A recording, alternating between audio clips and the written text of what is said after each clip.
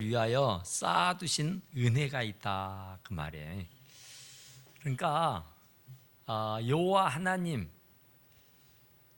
이 구약 시대 때는 성경을 쓰다가도 여호와, 야훼 이름이 나오면은 붓을 꺾었대요. 그리고 새 붓으로 썼고 또 목욕을 제기를 하고, 그리고 이게 성경을 읽다가도 여호와, 야훼라고는 이름이 나오면은 입을 다물었답니다. 그렇게 여호와 이름을 아주 두렵게 생각을 했어요. 그러니까 오늘 본문의 말씀이 주를 두려워하는 자를 위해서 쌓아두신 은혜가 있다 그래요. 그러니까 주님을 두려워해야 돼요. 우습게 알아서는 안 돼요. 가볍게 알아서는 안 되고 하찮게 여겨서도 안 돼요. 그러니까 어명이요 그러면은 모든 백성들이 그냥 땅에 엎드리잖아요. 어명이라면.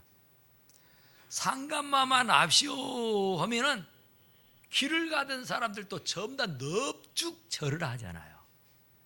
그러니까 일개 국가의 왕님을 한다 그래도, 왕이 말씀을 한다 그래도 백성들은 오금이 저리게 돼 있단 말이에요. 그런데 왕 중에 왕, 만왕의 왕이신 하나님을 가볍게 여긴다, 우습게 여긴다, 이건 말이 안 되는 거예요. 그래도 십계명에서 그래서 여호와 이름을 망령되이 일컫는 자를 죄 없다 아니한다 그랬어요. 여호와의 이름을 망령되이 여긴다, 그러니까 여호와를 가볍게 여기고 우습게 여긴다, 여호와의 말씀을 하찮게 여긴다, 그 말이에요.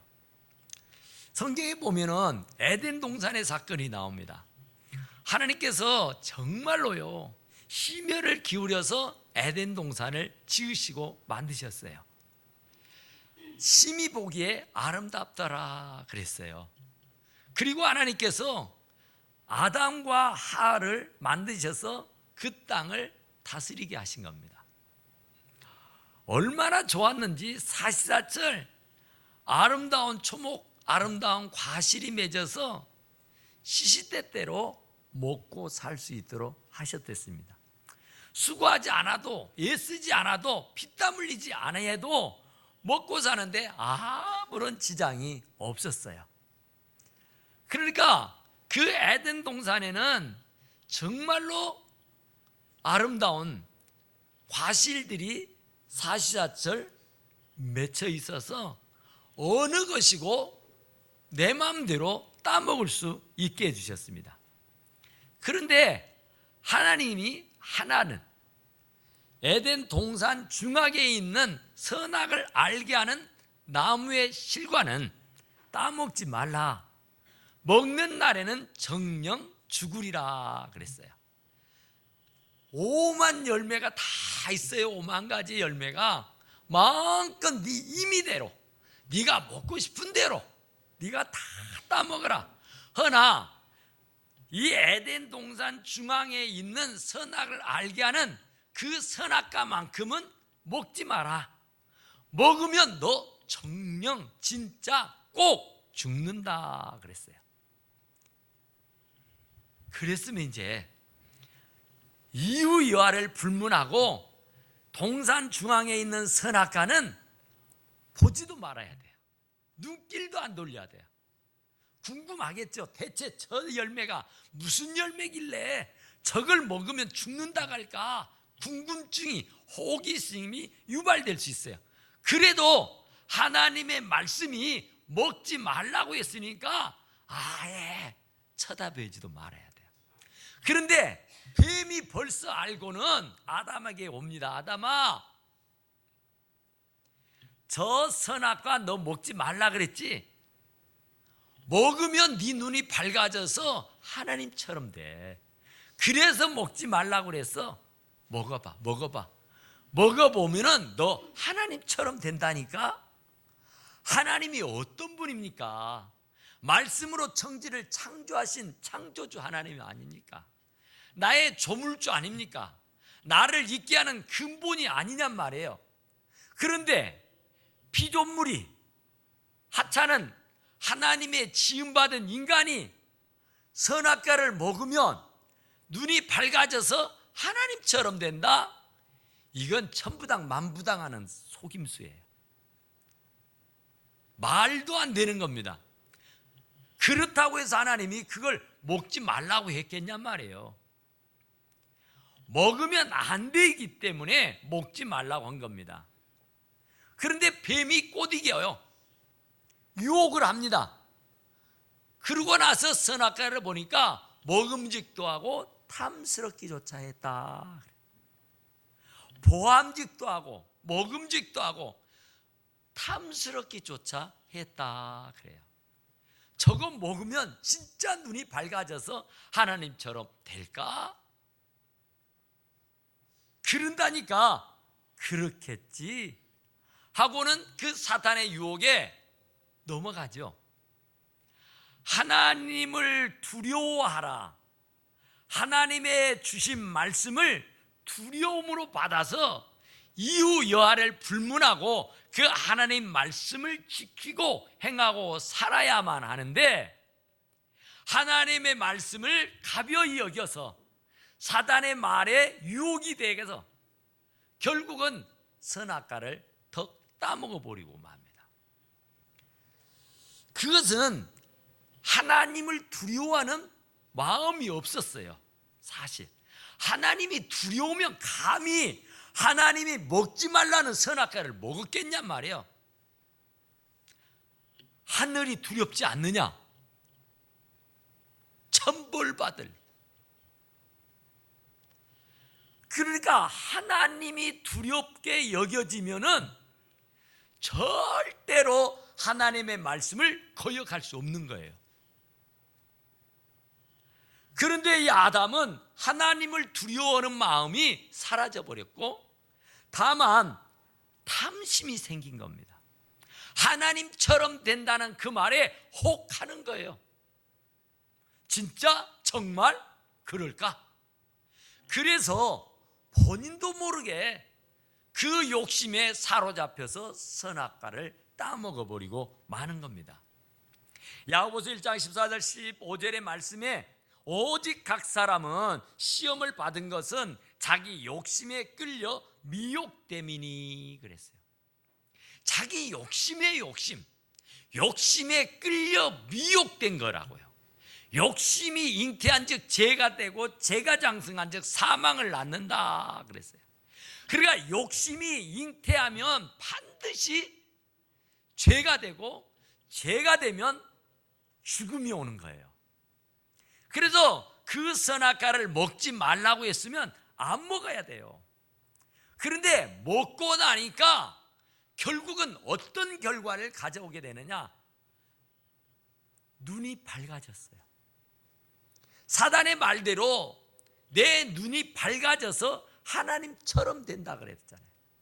그런데 하나님처럼 되기는요, 하나님처럼 될 수가 없죠. 하나님은 신이고 우리는 그의 피조물인데 그 조물주를 어떻게 닮아갈 수가 있겠어요? 똑같을 수가 있느냐 말이야. 그런데 그 사악한 사단의 말에 유혹이 돼서 그 선악과를 따먹고 나니까 정작 눈이 밝아져서 자기들의 벗은 몸이 보이기를 시작한 거예요. 아담아 아담아 어디 있느냐? 제가 벗었으므로 두려워 숨었나이다 그래요.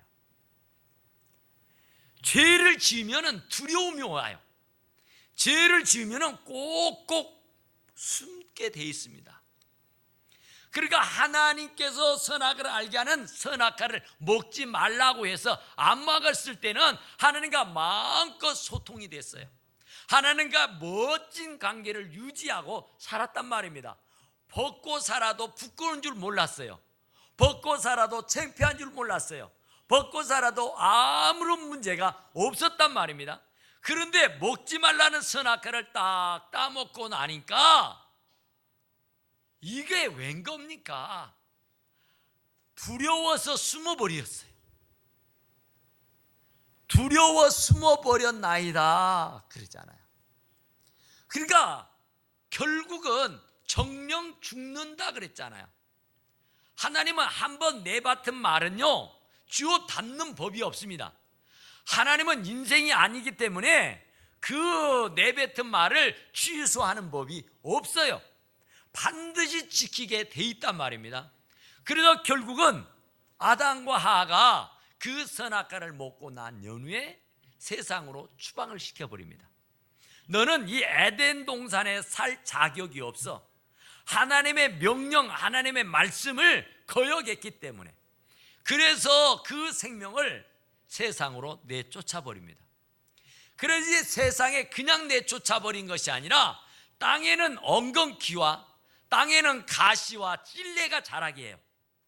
그리고 그의 몸에는 땀을 흘려야 먹고 살 수 있는 수고로움을 주는 겁니다. 에덴 동산에서는 가시가 나고 에덴 동산에서는 무슨 엉겅퀴가 나고 찔레가 나고 풀이 나고 잡초가 생길 일이 없었어요. 그리고 그가 피땀 흘려 농사를 지어야 할 이유가 없습니다. 하나님께서 사시사철 먹을 수 있는 그 실과를 심어놨기 때문에 임의대로 먹고 살면 되는 거였어요.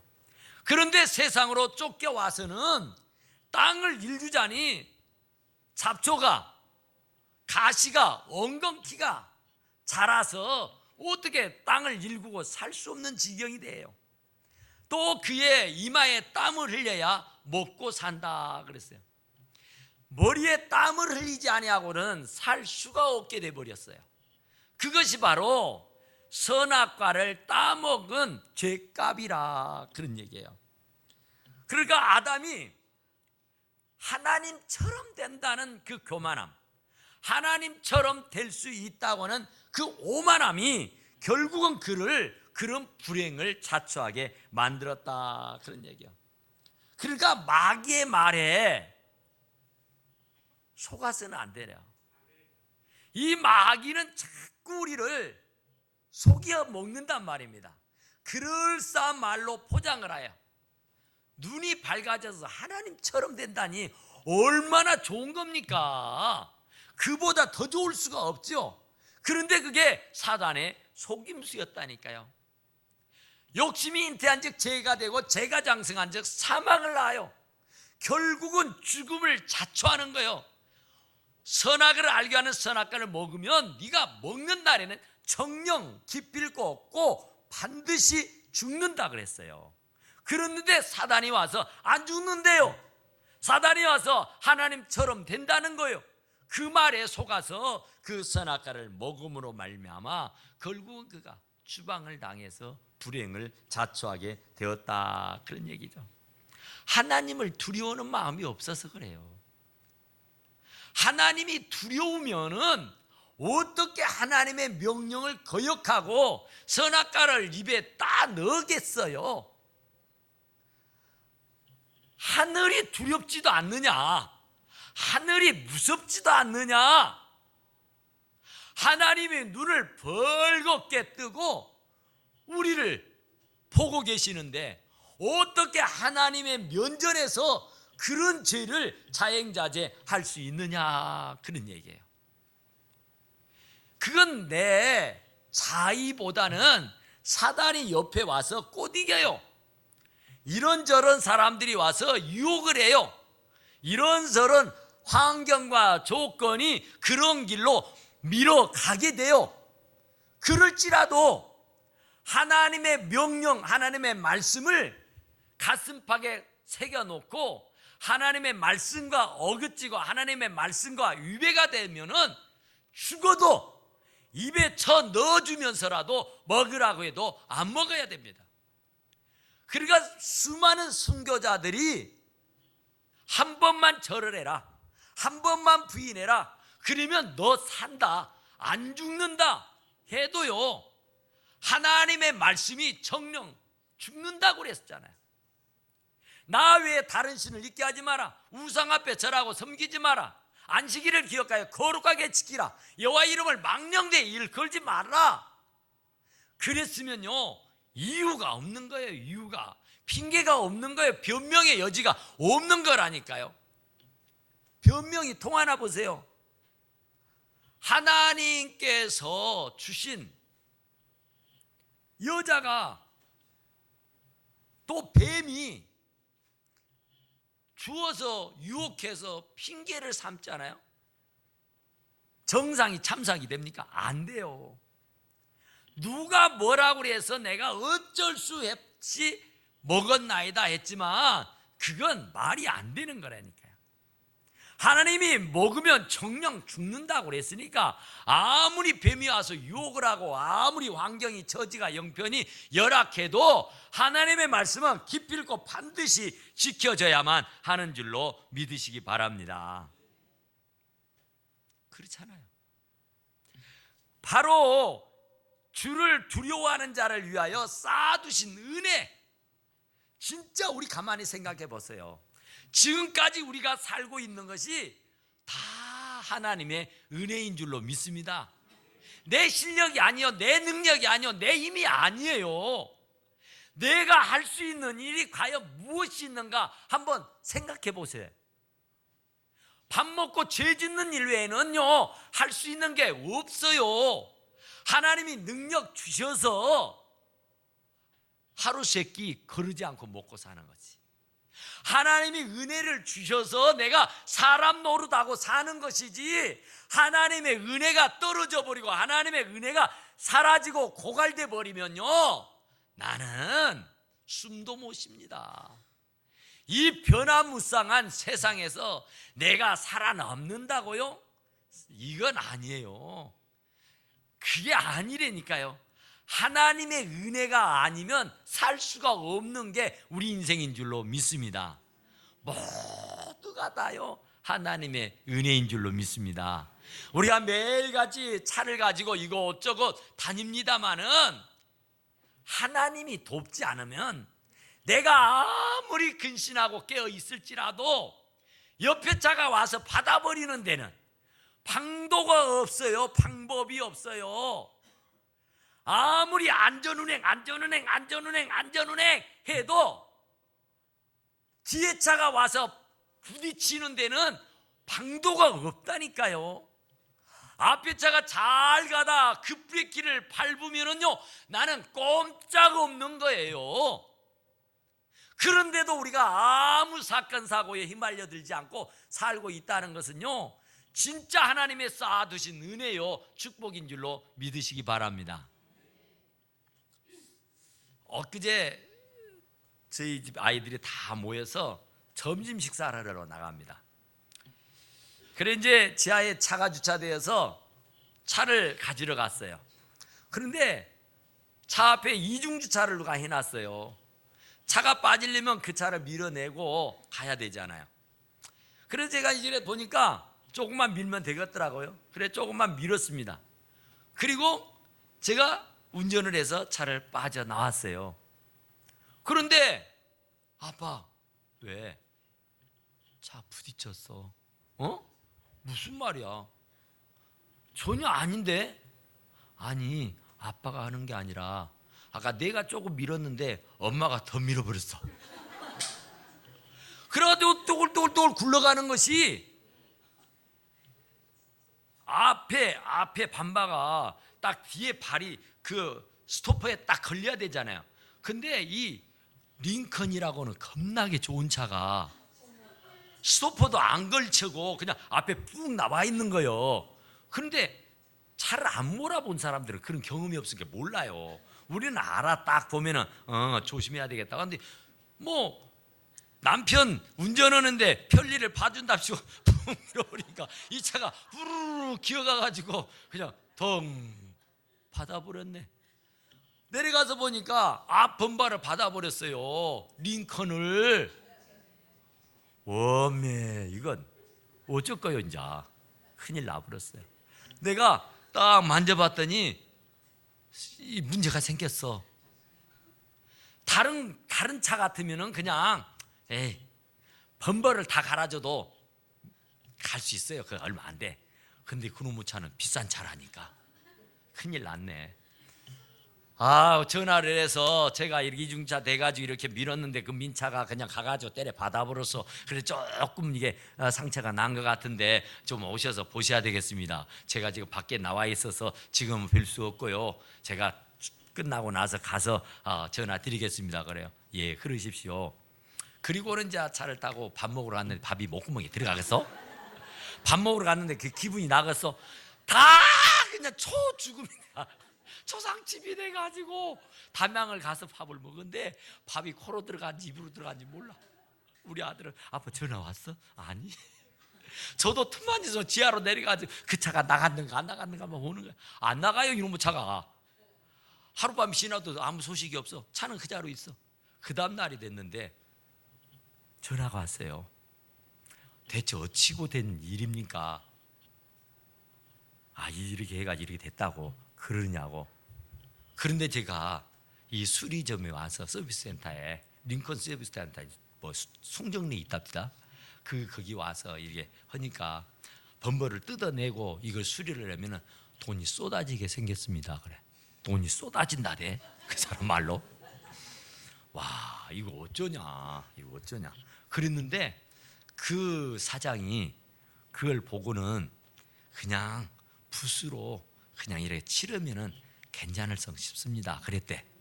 그래서 그러면 해보시오. 그랬더니 그 사장 서비스센터 사장이 붓으로 싹 칠해서 닦아주더래. 그러니까 완벽하게 복원이 됐습니다. 할렐루야. 딱 겁나게 좋더만. 그래서 감사합니다. 그래도 제가 잘못했으니까 계좌번호라도 주십시오. 그럼 제가 적은 성이라도 그 좋은 고급차를 망가뜨려 놨으니까 제가 적은 성이라도 이렇게 보내드리겠습니다.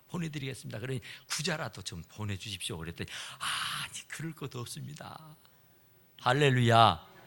아이고 그리고 나서요 여가의 교회에 있다가 집에 가면은 그것만 생각이 돼. 어머 얼마나 감사한지. 하나님께 쌓아놓으신 은혜요 축복인 줄로 믿습니다. 하나님 여호와의 말씀을 잘 지키고 행하고 살며 주님을 늘 두렵고 떨리는 마음으로 섬기고 살면은 하나님께서 쌓아놓으신 은혜를 우리에게 적당한 때에 허락하여 주셔서 내 잔이 넘치나이다, 내가 부족함이 없다라고 고백할 수 있도록 하여 주시는 줄로 믿으시기 바랍니다. 그러니까 우리는 하나님을 두려워해야 되는데 사람을 두려워해요. 하나님의 눈치를 봐야 되는데 사람의 눈치를 봐요. 사람이 어떻게 생각할까? 사람이 뭐라고 할까? 아내가 뭐라고 할까? 남편이 뭐라고 할까? 시어머니가 뭐라고 할까? 자식이 뭐라고 할까? 부모가 뭐라고 할까? 하나님이 뭐라 하실까를 먼저 생각해서 하나님 중심, 하나님 제일주의, 하나님 말씀으로만 무장해서 살게 되면은 하나님께서 그때그때 쌓아두었던 은혜를 폭포수처럼 허락해 주실 테인데 우리가 하나님을 두려워하지 아니하고 사람의 비유나 마치고 사람의 두려워하고 살게 되니까 하나님께서 은혜를 주어도 신찬하게 주신단 말입니다. 그래서 늘 사건 사고에 휘말려들어요. 그래서 늘 우환과 질고가 끝나지를 않아요. 그러니까 우환과 질고가 사건과 사고가 끝을 낼 수 있는 일은 하나님을 두려워하면 되는 겁니다. 하나님을 두려워하면.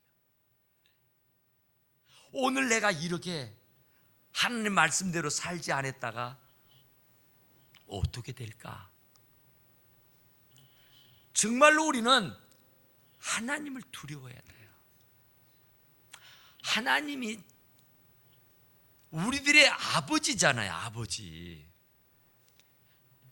우리 육신의 아버지도요, 저도 아버지잖아요. 그러니까 자식들을 위해서라면요, 나는 못 입어도, 나는 못 먹어도 자식을 위해서라고는 막 퍼주게 돼 있잖아요.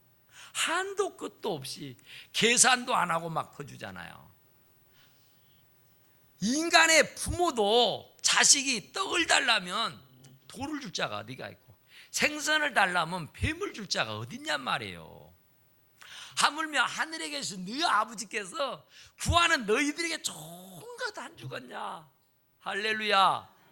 하나님 우리 아버지께서는 이렇게 이렇게 쌓아놓았던 은혜를 우리가 하나님을 두려워하고 하나님을 열심히 섬기고 모시고 받들고 살게 되면은 그 은혜를 하나하나 풀어서 우리에게 안겨주시는 줄로 믿습니다. 그러니까 하나님이 안겨주신다니까. 상상할 수 없는 크고 비밀한 일들을 우리에게 허락해 주시는 줄로 믿습니다.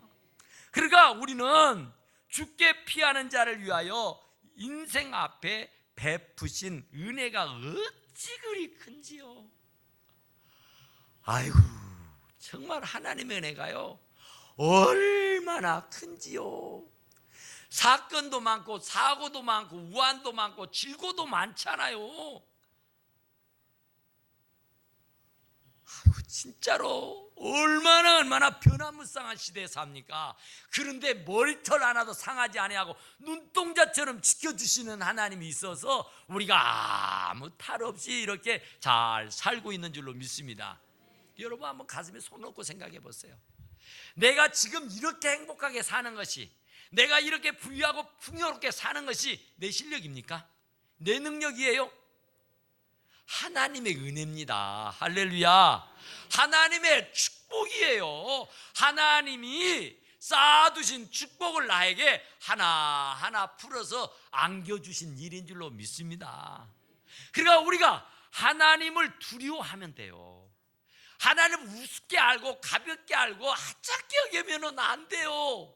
사람 비유나 보고 비유나 마치고 사람의 눈치나 보는데 급급하게 되면 하나님께 쌓아놓으신 은혜는 없어요. 곧 죽는다 그래도 하나님 비유 마치고 하나님 말씀대로 살게 되면, 하나님을 두려워하는 마음으로 섬기고 순종하게 되면 정말 인생에게 베푸신 은혜가 어찌 그리 큰지요. 진짜 너무너무 큰 것 아닙니까? 예? 생각해 보세요. 우리가 할 수 있는 일이 대체 뭐가 있는가?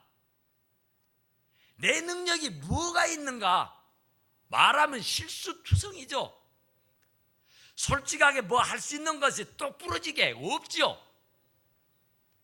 그런데도 사람 굿이라고, 그런데도 대우받고 인정받고 사람 굿이라고 사는 건요 전부 다 하나님의 은혜입니다. 할렐루야. 하나님의 은혜가 없이는요 우리는 못 살아요. 왜? 실력이 뻔하니까, 능력이 뻔하니까, 밥 먹고 죄 짓는 일 외에는 할 수 있는 일이 없으니까. 내가 숨 쉬는 것도 하나님이 나의 숨을 끊지 않으니까 쉬는 것이지, 지금이라도 숨 스톱하면은요 억지로 못 쉬어요. 억지로 쉰다고 무슨 그 산소호흡기를 갖다 꽂은다 해도요 그거 얼마나 가요 도대체. 하나님의 은혜인 줄로 믿으시기 바랍니다. 인생에게 베푸신 은혜가 얼마나 큰지요. 그러니까 이런 감격으로 사시자고 말이에요. 내가 하나님을 두려워하고 떠는 마음으로 섬기고 받들었더니 하나님께서 이렇게 쌓아두신 은혜를 베풀어 주셨구나. 하나님께서 이렇게 큰 은혜를 주셔서 정말 내가 감격할 수 있는 그런 믿음의 삶으로 살아갈 수 있기를 간절히 축원합니다. 기도합시다. 그러하시고